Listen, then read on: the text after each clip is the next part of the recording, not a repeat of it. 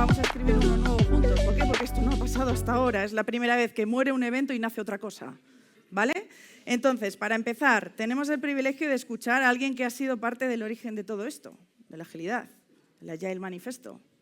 Aquí tenemos a Jon Kern. Todo el mundo le conoce, ¿verdad? Nunca imaginé que hace año y medio, cuando estuve en Dallas, Texas, hubiese conocido en persona a Jon Kern. Dije, oh, ¿what? Y ahora es mi amigo. Entonces, Jon Kern está aquí. It's a pleasure for me to introduce you. The stage is yours. Thank you. Thank you. Wow. Muchas gracias por todos. Let me see, what does it do now? Well, this is wonderful to see all of you here. It's a great day in Madrid. Thank you so much to the organizers. I want to talk about some of what I think you experienced here. And the now more than ever, I want to also touch on the challenges that I think our industry has right now, and hopefully give you some hope. Because as you mentioned, the essence of agility, the spirit of agility, that is something that is dear to my heart. And I think we don't always have the same view of what agility means. So I want to help explain what it means to me. And I also want to cover how we can essentially adapt to what we're facing now, because I think it's possible. And I have a very pragmatic approach to how I practice, and I want to share some of that, because I think it can help all the way around. The first story, you heard a little bit already. To me, having something that was around, you said this was the 15th year potentially, that's a lot of legacy.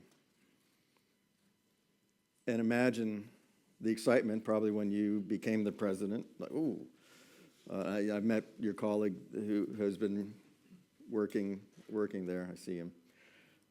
And I can't imagine the heartbreak of thinking it was going to be canceled. And to somehow make it happen, I feel, must have been because they were practicing agility.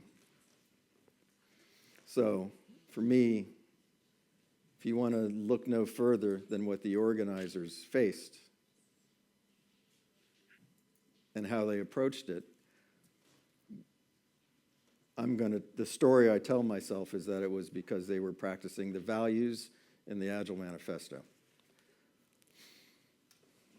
They would not take no for an answer. They did not quit. They made sure that it was going to happen. And I want to say thank you very much for that, because that's amazing.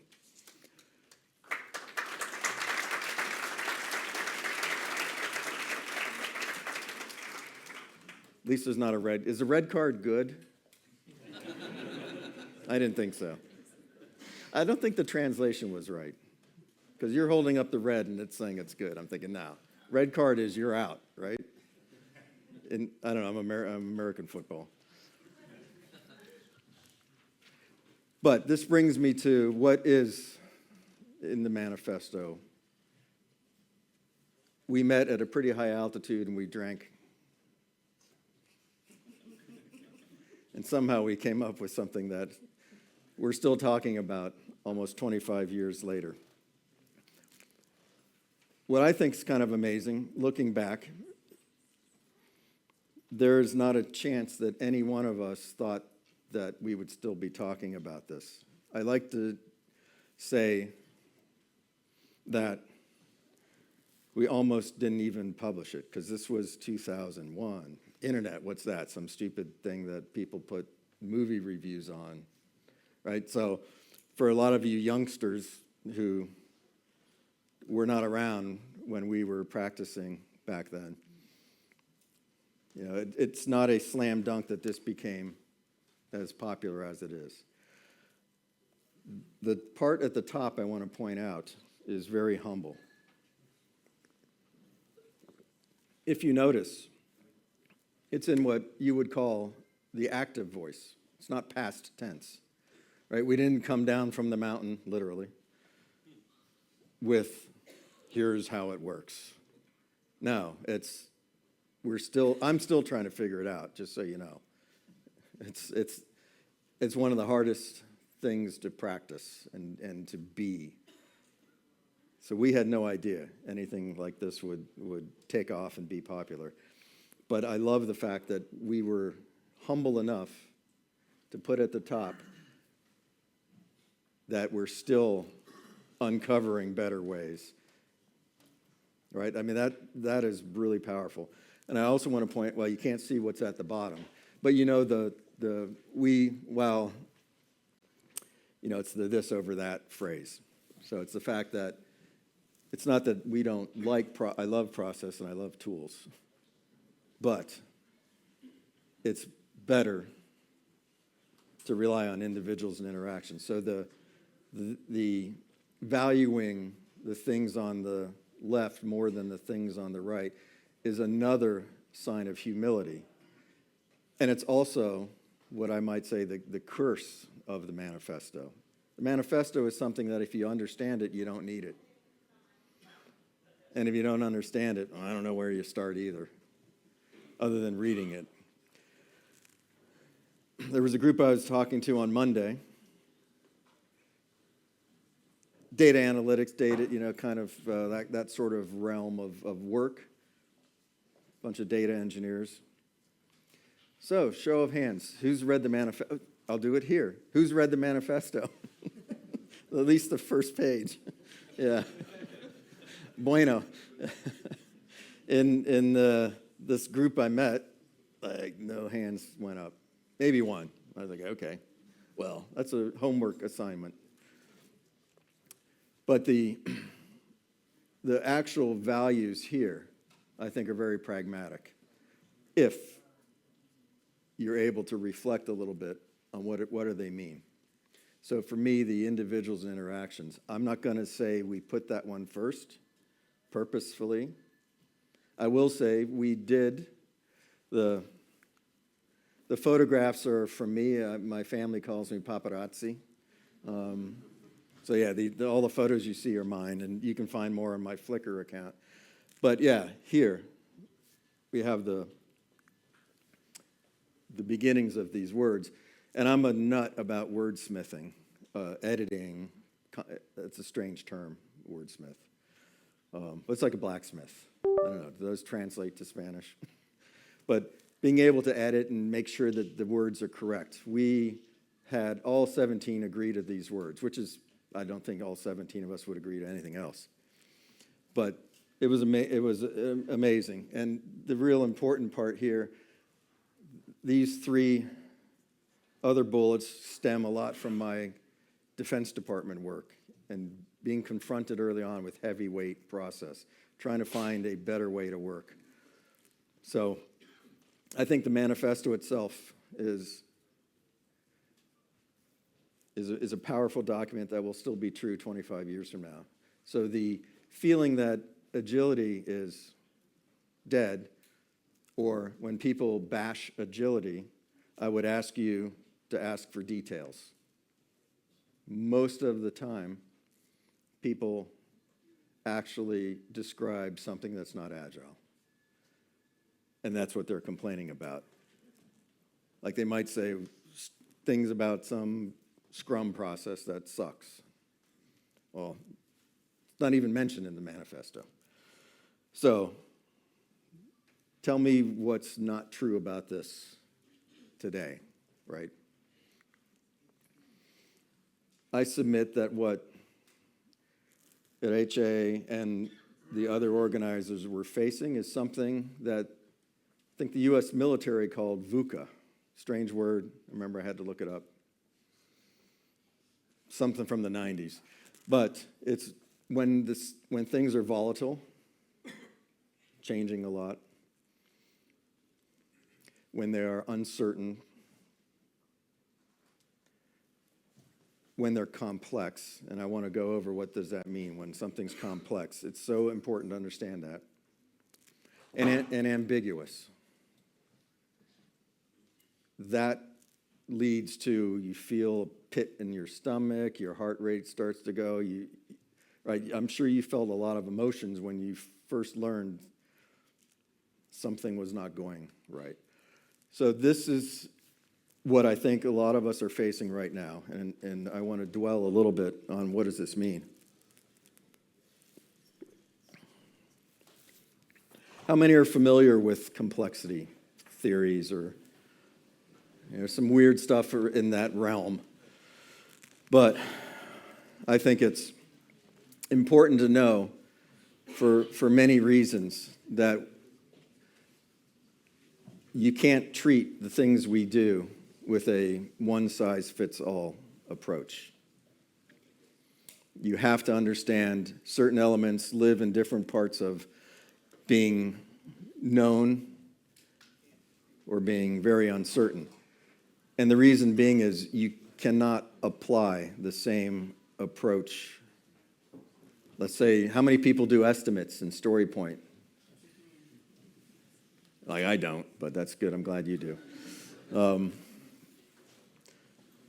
But the big challenge is that might work, best practice, whatever that means, can work when things are simple. A Formula One car is complicated, but it's all knowable. It's just there's lots of amazing parts. But once you get into the complex, when things aren't knowable, when things are fuzzy, when we have less confidence in do we even understand each other and do we know what to do with it, that's both the point where you can crash and burn and the point where you can innovate and make incredibly novel things. But if you don't recognize where you are, and even chaotic, if you don't recognize where you are and you think estimating, we missed our dates. Anybody ever not do all the things in a sprint? Okay, it's rhetorical, I guess, because nobody raised their hand. One person, one honest man. There you go. Come on. I mean, I could show you lots of funny burn down charts because I didn't care about burn down charts. None of that matters. But the idea here is sometimes you see teams being, I don't want to say beaten, that's a little too harsh, but, well, we missed it, so you need to estimate harder next time. Okay. Like, that'll work. And what happens if you keep doing the same thing and expect different results, right? That's the classic definition of insanity. But the same thing happens there. If you find that is going on in your world, you're probably facing complex things, or you're just really bad at your job. That was a joke. Or maybe not. Does that make sense at all? Because when you are here, it's not all, as some people might say, it's a gift in, like a really ugly wrapping, because it's a gift. This happened because of that, right? I mean, it didn't seem like it at the time, probably, but it is a gift if you can understand that's where you are.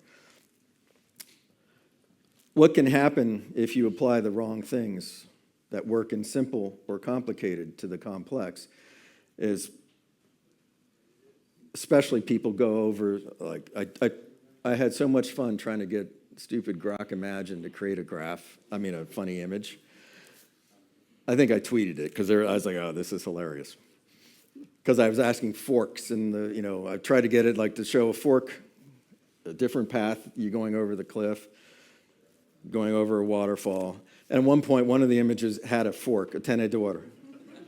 It's like, okay, that's a fork in the river. This is not exactly what I meant. which, okay, AI, that was a fail. So if you think that AI is going to take your jobs, I don't think so. But I think the other aspect is you can even be in the simple. And if things come at such a fast speed, it'll seem like the next level because suddenly you're overwhelmed. You have all your people involved. So if you recognize you're in a complex world, whatever it means, you better be using an agile approach, in my opinion, because that gives you the best chance of surviving by understanding what it means to be agile. And then the second part is agile isn't Scrum. Sorry. I remember the first time I was invited to a Scrum day of Scrum, some kind of a common event that Scrum people have in Medellin, Colombia. And one of my slides was Agile not equal to Scrum. And I was like, oh, that's rude. I don't think I should go to a Scrum day. That's what it was, a Scrum day. So I put more of the, I'm an aeronautical engineer by training, so I put more of the equals with the question mark, I don't know. A little more of a question, not such a statement. Does even that make sense, that Scrum doesn't necessarily mean Agile? Is that hard to hear? And the reason I say it is because there's so much more to it than your process. And there's so much more than, Kanban. So for me, I think the blessing and the curse of being an engineer is having, especially I'm going to be insulting other types of engineering right now, but aeronautical engineering especially has to be way more holistic because you can overbuild a building, you can overbuild a bridge, you can overbuild lots of things. Sorry, civil engineers. But if you overbuild an aircraft, you might not take off, or you might not fly far, or you might not go high enough. So there's no free lunch. Everything is interrelated in an aircraft design. And I think that helped me recognize systems just innately, that different things affect other parts. And you probably experienced that in some software. You wiggle this part of the software and some other thing breaks. Ugh, that's bad. So for me, I kind of take the holistic approach as a way of working no matter where I am on the complexity map. It's just the proper thing to do. And I think of when I'm good, where I am on that map to apply the right approach. But the idea is I don't trust myself or ourselves because it's not just me. It's the whole team needs to understand this all the time and do this. And it's something that can help us essentially face these sort of situations where things seem crazy. This was another story, just September in Tampa, Florida, with special operations like special forces. So a group SOCOM down in Tampa. They asked for some help trying to provide an opinionated way to do development. Oh, I'll raise my hand. I'm super opinionated about how to do development. But they wanted it for 40 people. I'm like, oof. I usually cap a workshop to 20 people. 40 people is a lot. But we turned it into one of my good colleagues, Jon Kern, has taught me so much about things that I do implicitly or innately, maybe. For example, the organizers intuitively reacted. And some of that intuition for me and how I do development, I've been able to kind of extract into making it explicit. Because then you can teach, then you can share, then you can, even though, because sometimes I would think I'm doing the same thing with a team and it would just suck or be kind of like, meh. And other times it would be like, woo, we knocked it out of the park, or whatever phrase would be. That's a baseball phrase. So 4 days, first 2 days was a practice exercise, something that's fun to do. It's called the game of life, so that we didn't need to worry about the problem domain. So the game of life is a cellular automaton, goofy little things. Anybody ever heard of it? Whee! All right, yes, we're one person connected. Nice. It's fun to do like coding exercises to try to implement the game of life. It's a blast because it's 4 business rules. How hard is that? Right? I mean, it's got to be simple, except it's not. It's a fun little game. But nonetheless, the point was, let's demonstrate how to do and experience Agile with something simple. So the first 2 days was that. Then they were asked to bring one of their, so we split into 4 teams of 10. Basically a fully functioning from requirements to development. Because I wanted them to bring a working, something we can code in, so we can do some mob programming, so we can do behavior-driven development, test-driven development, the whole thing, right? Actually build something with all of you in the room together, because it always shocks me how many times the workshop is the first time people recognize what other people on their team do. I was like, okay. I don't know why you had to take me to introduce you to each other. I was like, wow, you do that? Oh, I had no idea. Okay, you've only been working together for years. That's that kind of like missing out on that first bullet of individuals and interactions. Or no, we just put it in Jira and expect you to figure it out. Or Azure DevOps.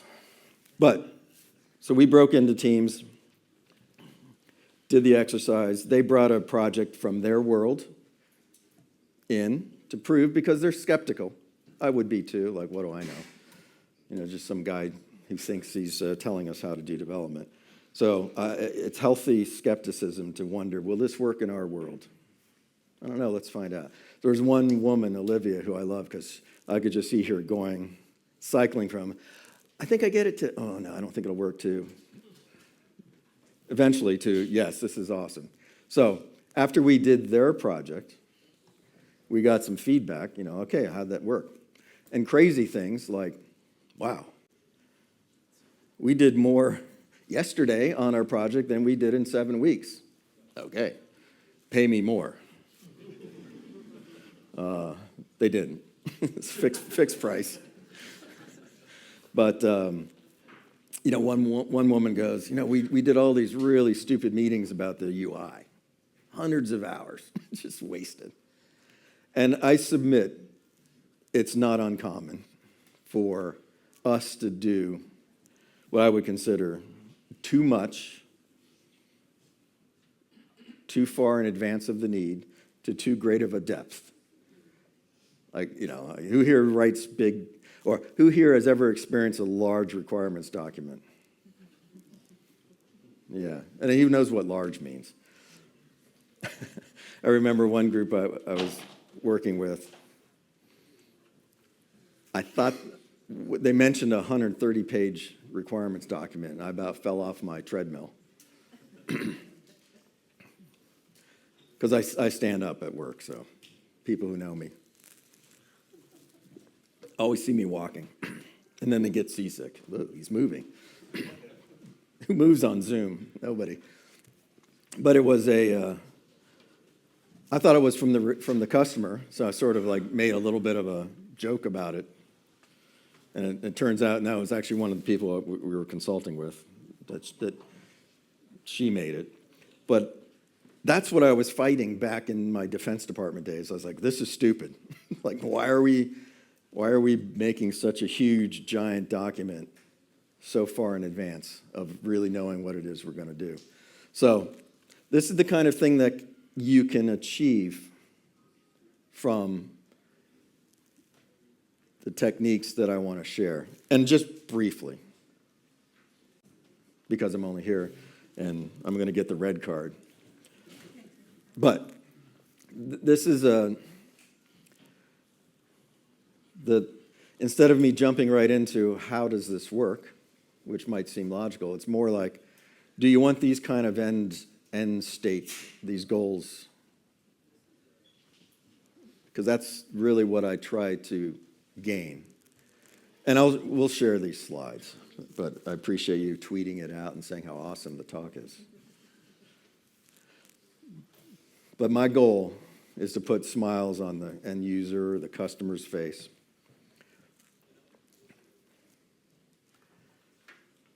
Is that your goal?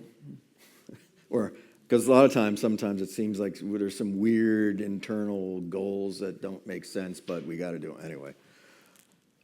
I want the teams to really love coming to work. I mean, okay, it is still work. It's not a party. But have you ever worked on a high-performing team? It's rare. I see, one gentleman saying no. I mean, I think I've been on maybe 2 or 3 in my life. I mean, it's rare, but it's also awesome. So being able to have the satisfaction of producing something that people want, and that to me is joyous and meaningful when you're helping people. So these are kind of what I am aiming for in the methodology and the practice that I do. Even down to people talk about scaling. This process, this mindset can yield, in theory, better architected designs, better ways to scale, so that you don't have to go crazy paying for some certifications that we won't talk about. Anyway, there's a lot that is sort of powering why I do what I do. And I submit, these are all simple techniques that any of us can do. But it's also the hardest thing I do. It's so much easier to sit back and just, what are you doing? I'm just coding. I don't know. Just making some features. Versus to be truly engaged, to care, takes energy, but also you get a benefit. So I'm under no illusion that this is easy. It's not. I call it constant partial attention. Like, you can't rest on your laurels. You can't just relax and think it's going to be the same. And I'm going to show you 3 slides of the same concept that are too much to look at. They're horrible slides. But they're used more in the course of, like, these 3 slides I printed out and put on the tables for the folks working, just as a reminder. But the hardest thing that I've found is trying to describe the different aspects that I try to bring to bear and help teams see. So one is it's a wandering journey. It's not this linear waterfall-like path. Although I use waterfall all the time, it's just a matter of a couple days, maybe a week. But the idea is there's some fuzzy idea for a product. There's things we do along this line. And I put some of the Scrum roles on there one time because a team said, hey, can you show me where the Scrum roles fit in? Sure. The more important thing than understanding a role is understanding, how do we produce value? None of us need Agile or Scrum or anything. I bet you randomly pick a group of people and give us an assignment. We'll go figure it out, whether we knew this or not. Humans are really good at solving problems. So anyway, I won't go into the details here, but there's little bits and pieces that I do. I'll spend a little more time here because this is sort of a critical way to get that holistic. Yes, Gerard, thank you for the chocolates from Switzerland with the Matterhorn on it. Thank you. He's like, oh, look, guess what this is? Yeah, there's a story behind it. I saw that when I was a teenager. I said, someday I want to climb that. I did. I did climb it, yeah. I used to say it was the hardest thing I ever did, but I've done some stupider things since. And I did it when I was 50, like last year. Yeah. But the point is, whether it's a full product or a major feature set or an actual feature, you need to understand, where are we going? What's the value? What's the flag in the distance? Whatever term, North Star, although I don't, what do they say in Australia? I don't know, the South Star, I don't know. We're so Northern Hemisphere biased, I guess. And you'll notice, look at how complex this requirements board is. I've done sticky notes on a wall quite a few times until people want to do it remote. Then, like, I don't know, you put a camera on it. Who here has done like domain modeling or UML or understanding the... So these are all techniques to build the picture of, from here, from the requirements, we're able to understand the business. The business is the language we want to talk. And that feeds everything. So the point is, this is a way to indicate, talk about the requirements. We do just enough architecture up front. Like, we don't do right away, like, oh, we're going to get 1 million hits per second. Okay, I doubt it, but, oh, this would be fun to engineer that. No, don't waste your money. So there's a lot of just enough in here that is much like the manifesto. It's ambiguous. What does that mean? Yeah, good question. That's for you to figure out. But I have ways to help. So anyway, this is the consistent architecture. Always have something shippable, and overlay on top of this the kind of the agile mindset of how we approach getting stuff built. This is another chart that could spend more time on. This axis of uncertainty goes back to that, if you're in the complex world, or if things are fuzzy, you don't know enough, you don't have agreement. A lot of times I think of getting the thought bubbles above our head aligned when somebody says something, what do they mean by that requirement? So this is a terrible place to make estimates. I mean, you can, but they're pretty worthless. It's really easy to commit when you know more. So the idea here is you're taking ideas, and again, this is for use in a different context, but you can kind of get the idea that I'm always harping on what is the vision, what are we trying to achieve, what is the expected outcome. If you don't know that, then you can't make judgment calls. I want all the brains in the team to take every advantage of doing less to achieve value. Maybe not all of it, but maybe enough of it. So this is one of my primary skills, is being lazy. Oh, and blame Google Translate if any of the things are wrong. Mi español es muy pequeñita.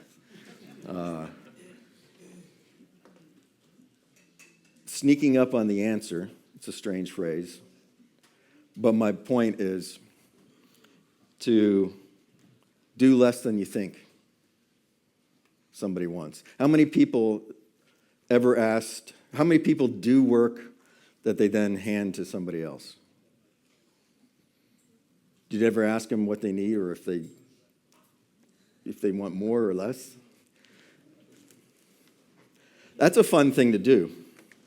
There's actually a cool story about a tomato factory.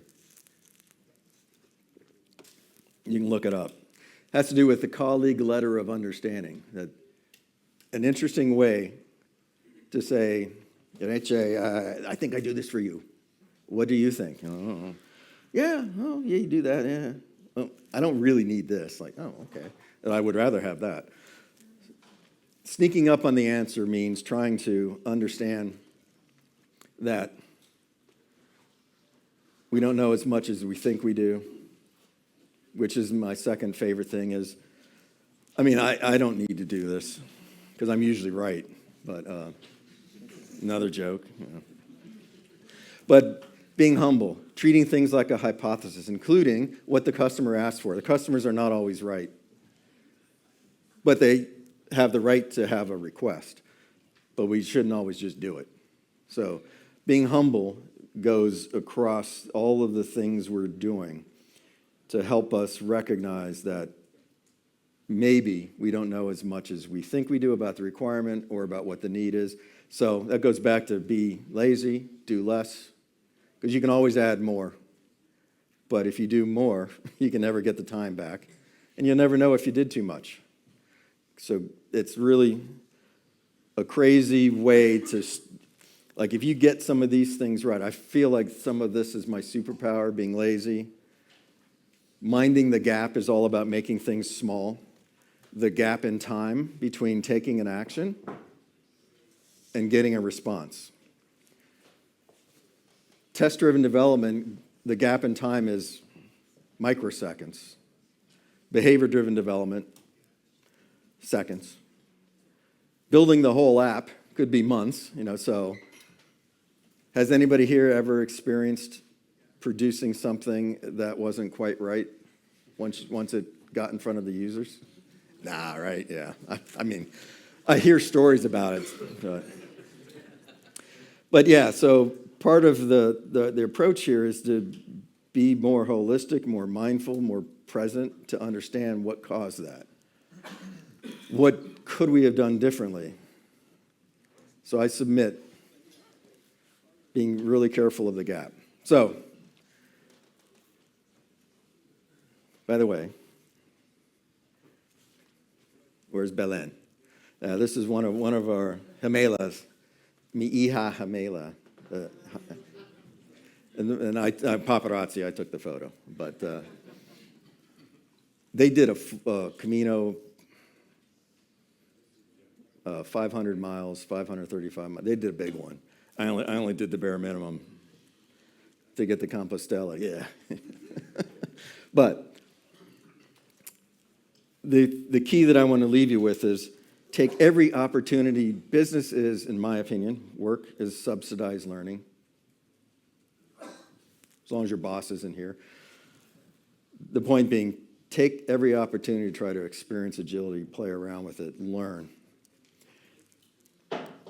A day without learning sucks. We can all try to get to be more comfortable with being uncomfortable. That's a real key. It's kind of pushing, that's one of the things we do in these workshops with teams, is we build a social container, and then we push people into the slightly discomfort zone. Don't break them. Like, okay, these guys are idiots. I'm out. Okay. I'm not saying all 40 people loved it. I'm sure some people were checked out.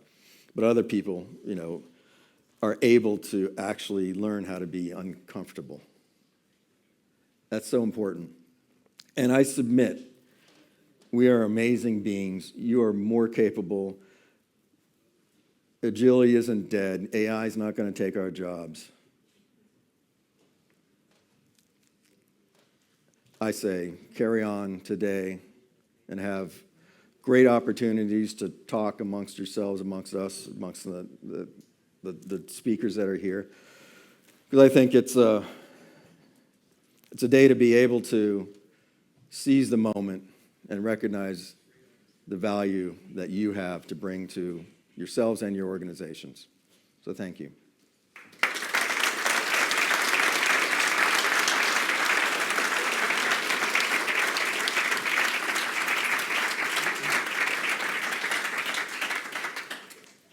¿Qué os ha parecido? Es el momento del feedback. Wait a moment. Tiene que venir el técnico aquí, o sea, el fotógrafo a sacar una foto. Pero primero 10 minutos de preguntas, ¿vale? Tengo micrófono. 10 minutos de preguntas. ¿Qué? ¿Hay alguna pregunta? No seáis tímidos, tímidas.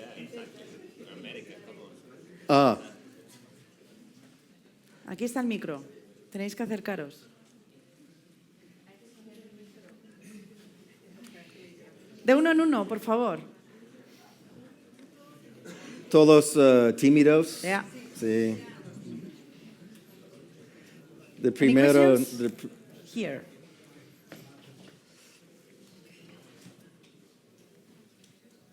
Okay, thank you so much. I try to do the question in English. Okay. gracias. In these 25 years, how agility changed? Because I think it's different when you discover the situation and the solution or your proposed. And now, after a lot of experience, a lot of people working around the world in this, and I imagine something is different. What is the key of the difference between? Thank you. Well, I go to a place that I think is potentially not a popular thought, but I think the biggest change that happened during for me, the manifesto was a little bit like very humble, the United States Declaration of Independence, except for software people, in that it unleashed, shocking to most of us, an incredible embracing of, wow. So it resonated with a lot of people that back then what we were facing was a very large, heavyweight process. And I think, sadly, part of the problem over the past 20 years or so, I kind of checked out of the Agile movement when I saw everybody thinks there's nothing wrong with getting good grades, nothing wrong with getting a degree, nothing wrong with getting a certification. But there's so much more to it than that. And I think a bunch of folks, I won't say it's harsh to say like it's not a scam. I mean, it is what it is. But suddenly, from HR to, it's this big wave. I'm like, all right, I'm out. See ya. I'm just going to go work with teams and do my own thing, have fun. And I kind of stepped back in maybe 5 years ago. But I think that's part of that's a bad sort of the negative answer to what you're talking about. Because I think the same problems are facing us today and will face us in the next 20 years. It's much of it is about how do we work together? How do we actually, what does it really mean to collaborate? And, it's a human problem more than it is technical or process or tools. So I don't know if that answered it, but thank you. Otras preguntas?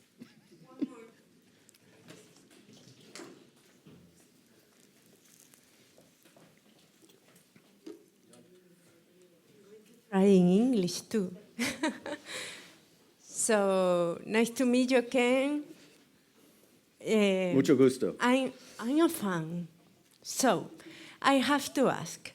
In the companies, we have a problem that we try to do all the things that we try to experiment, understand, learning by doing, but in the stage of management, directors, or whatever, they don't feel that they are in that moment that they want to experiment.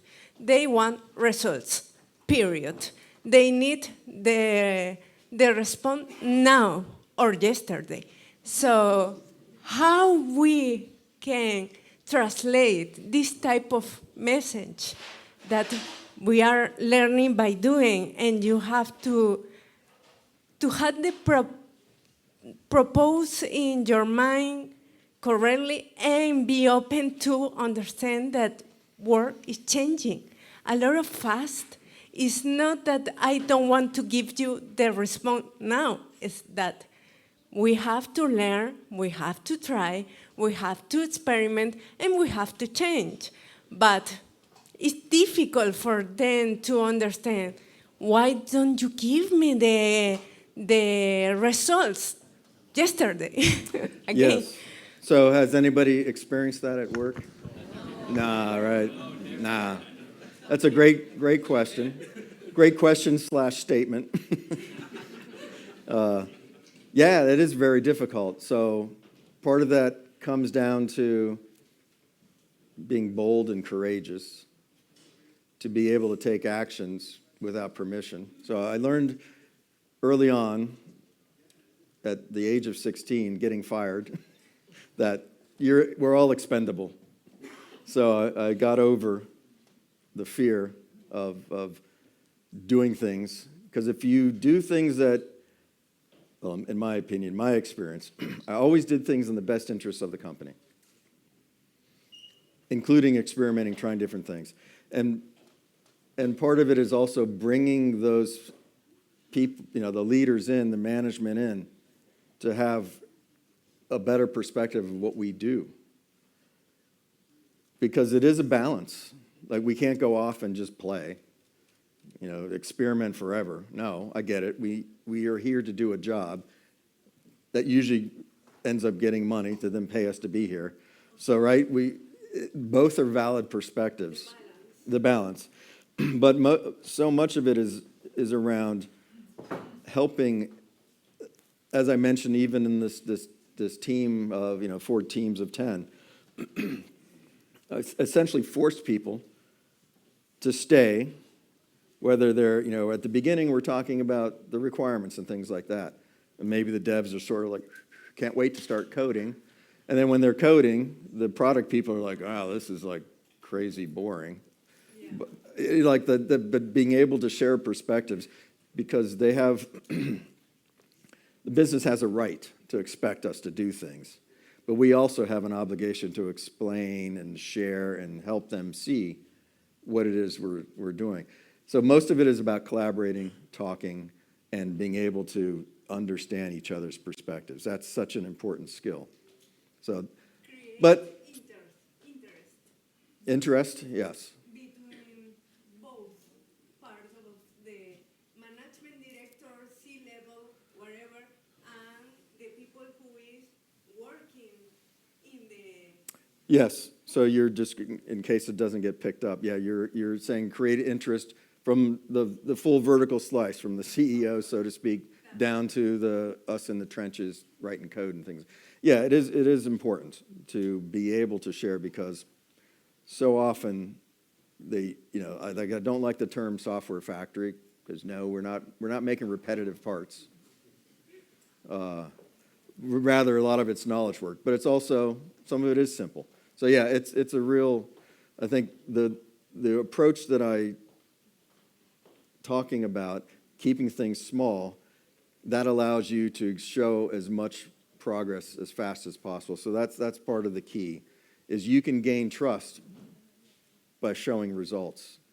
And you can sometimes not even tell them you're doing experiments. Maybe not. You don't always have to ask permission. I rarely ask permission to do something I think is right. Almost never. Lately, I don't ask permission. So I can be a winner or I can be the bad person behind the scenes. Yeah, maybe. Well, Yeah, it's a risk. It's a risk we take. Sometimes we win, sometimes we lose. That's true.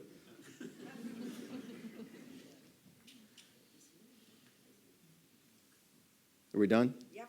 Red card. Perfecto. Gracias. Llega el momento del feedback.